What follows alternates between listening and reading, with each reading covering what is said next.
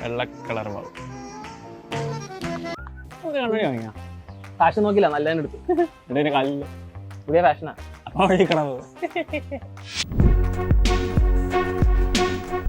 Walking in the moonlight and thinking of... ഈ വോക്കും വോക്കിങ്ങും അങ്ങനെ വ്യത്യാസം എന്താ? വാക്ക് എന്ന് പറഞ്ഞാൽ നടക്കുക, വോക്കിംഗ് എന്ന് പറഞ്ഞാൽ നടക്കല്ലേ?